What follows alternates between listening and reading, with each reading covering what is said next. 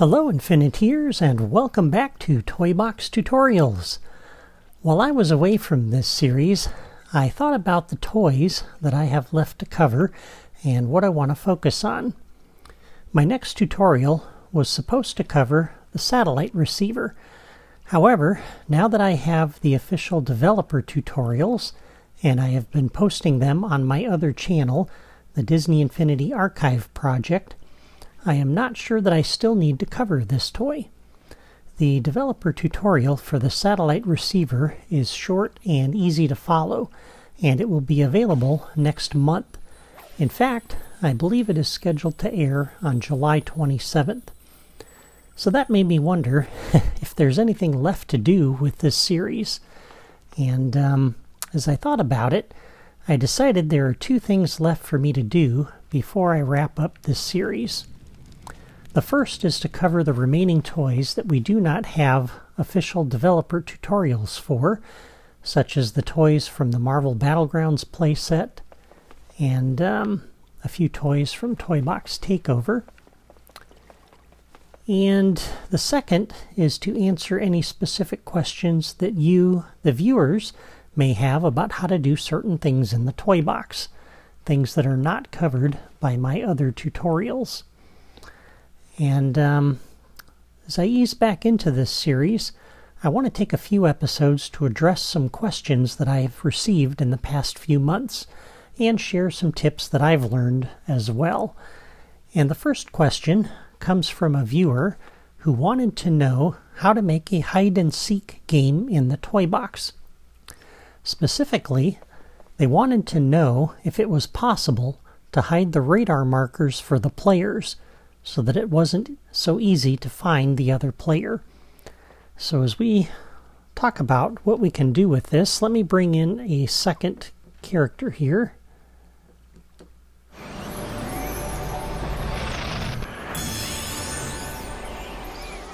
I'm ready. Bring on the bad guys.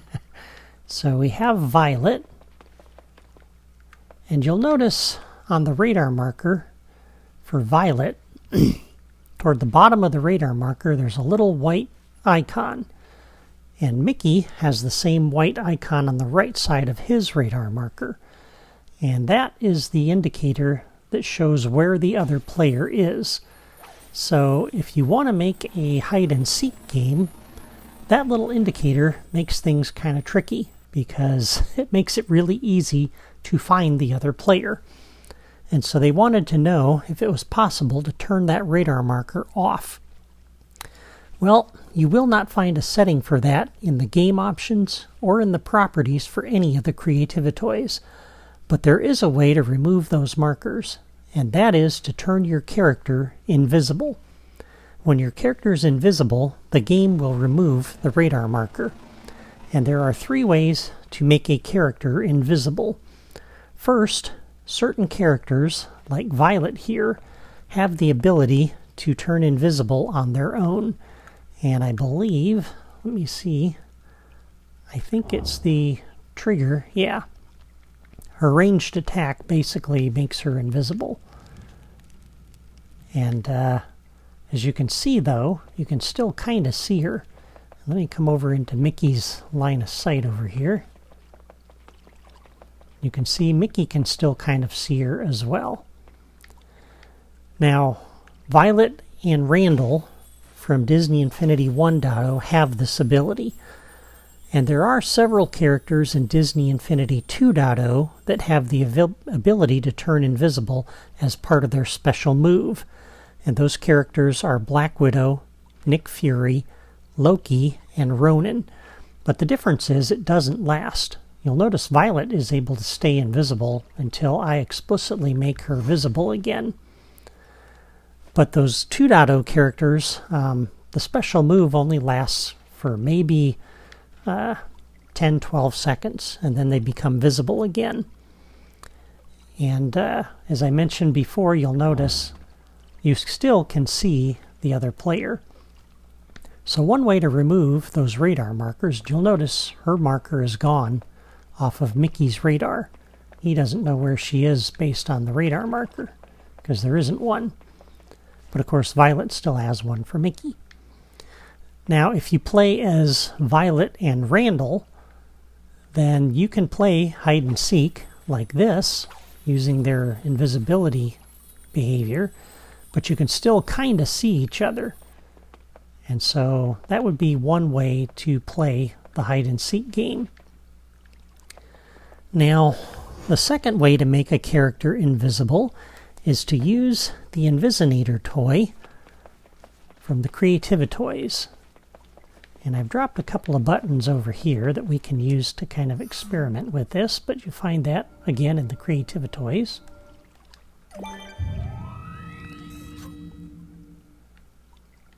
And when Mickey steps on this, you'll notice he becomes invisible, and his radar marker has disappeared from Violet's screen. And if we come over here, you'll notice she can still kind of see him. It's a little bit better invisibility effect than what Violet and Randall have, but you can still see them, and you'll notice the difference here is that it only lasted about 10 or 12 seconds, and then Mickey became visible again.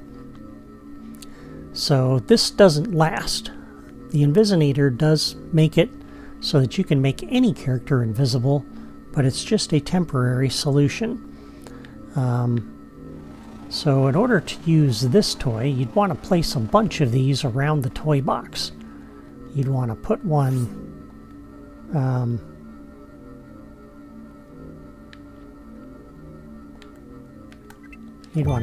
like here, and maybe down on the other end of this wall, down here, and kind of space them around a little bit and tuck them away in different places so that the player has them and can continue to remain invisible. And of course there's a little strategy you can involve, because if the player wants to become visible and have their radar marker showing for a short time to kind of lure the other player over, you can do that.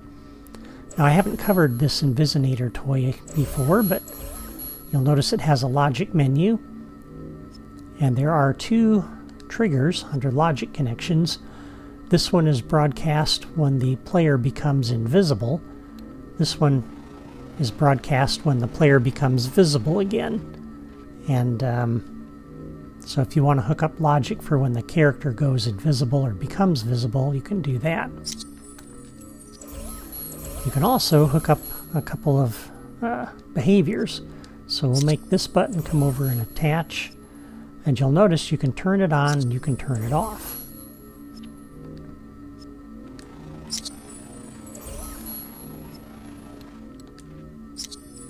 So you don't have to have those on all the time. By default, it's on, and if Mickey steps on it, you'll notice it goes purple, which means it's been used. There's no more little animations of things coming up from it to indicate that it's available. And it's not until Mickey becomes visible again, and a few moments later, this toy becomes blue again. Now you can kind of mimic that by turning it off, and now it becomes purple, and now it becomes blue. So you can turn it on and off to your heart's content that way. So this toy is the second way that you can make a character invisible. But again, they're not completely invisible. You can kind of see them. If they're not moving, they're a little bit more invisible than they are if they're running around. Alright, the third way that you can make a character invisible is with a pack or a tool that's out of the Packs and Tools. So if we open the Packs and Tools menu for Mickey, and I select Y to swap, which gets me in here, there's a little toy here called the Invisibility Device. If I select that, and then exit out of the tool menu, if I invoke this, you'll notice on the left, Mickey kind of looks a little bit visible, but from Violet's perspective, he's not there at all. There's no kind of outline. If Mickey moves back and forth, there's no indication that he's even there. So this is true invisibility. And like Violet's skill, this will last as long as you want, till you press the button to make Mickey visible again. The downside to this toy is if I come into Violet's packs and tools, you'll notice the Invisinator is not there. The invisibility device is not there. And I think that's because she already has the capability to make herself invisible, so she's not able to use that toy. Both she and Randall will be unable to use it, and that's kind of a bummer because her native invisibility skill isn't nearly as good as that invisibility device, because you can still see her.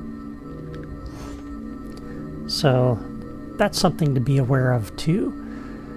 Now, the nice thing again is that you can stay invisible as long as you want. The problem is, how do you find each other? There is no way, no clue as to how to see the other player to be able to find them in a hide-and-seek game. And so as I thought about that, there are a few things you can do. In local multiplayer like this, you can do what most players in local multiplayer would do, and you can kind of cheat and look at the other person's screen and get an idea of where they are. So that'll kind of lead you to their area. But still, finding exactly where they are, that's a whole nother ball game. You could set up zones around the toy box using trigger areas or dynamic triggers so that when a player enters that zone, you set off some fireworks over that zone, and that can tell the player kind of the general area of where that other player is. Of course, you can cross back and forth between zones then and launch off multiple fireworks and make the other player guess which zone they're in, but that's another way to kind of lead them in the general direction. You could also provide pickups using the object generator to put packs and tools in there that the player can pick up, or health or special move capsules. Those things not only equip the players and help them recover health and stamina, but it also gives away their position, because you can see as soon as a toy is picked up if you're looking at it that direction. Now, another thing you can do as well is if you hit the other player,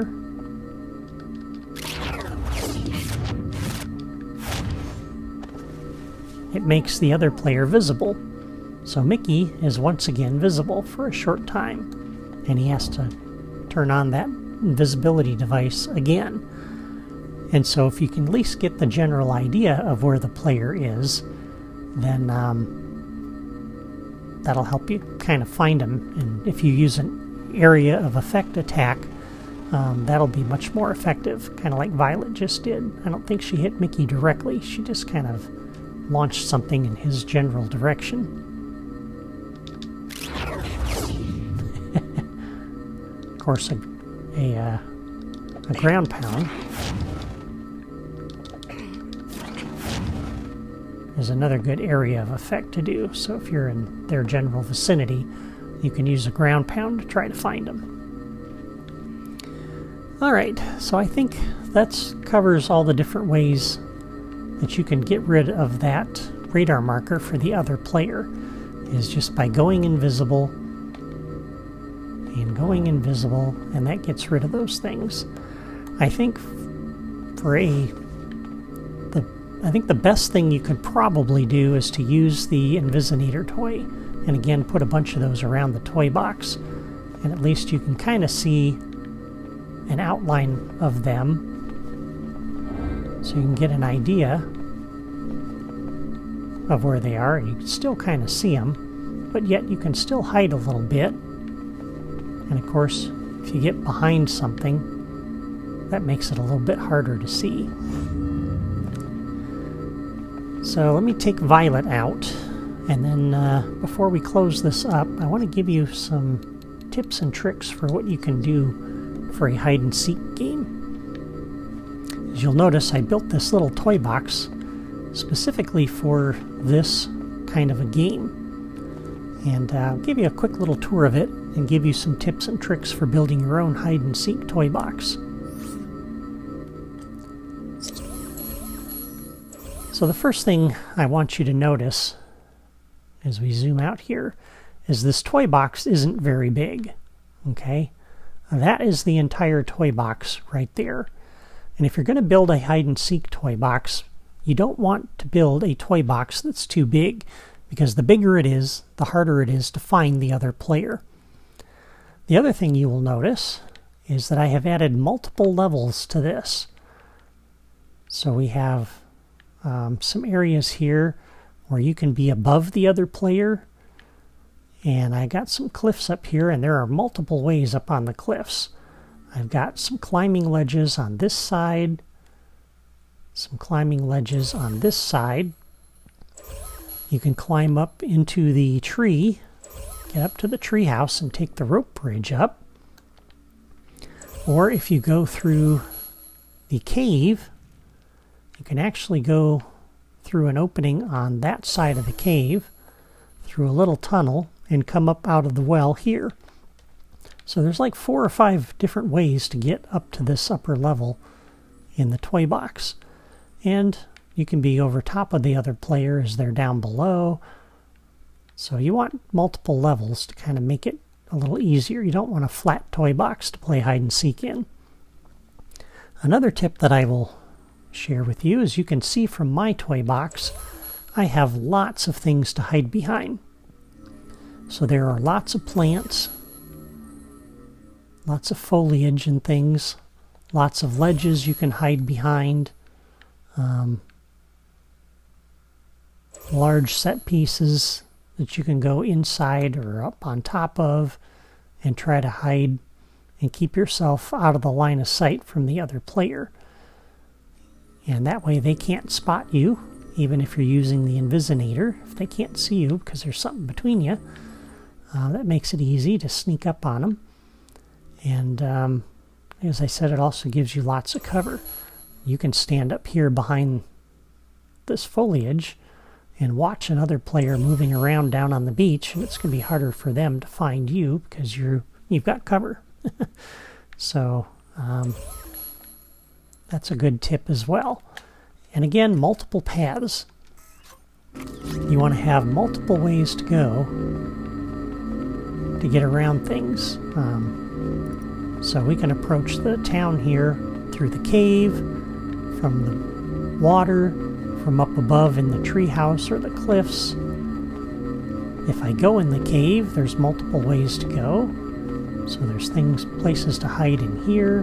There's another cave around the corner over here you can hide behind. You can come out over this way, and somebody can be hiding behind this thing to kind of try to ambush you. And so this is good.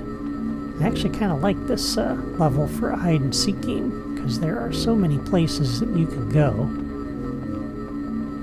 and so many ways to hide and ways to ambush another player that it just makes for a very fun arena to battle in or to play hide-and-seek in. And so I think that's really good.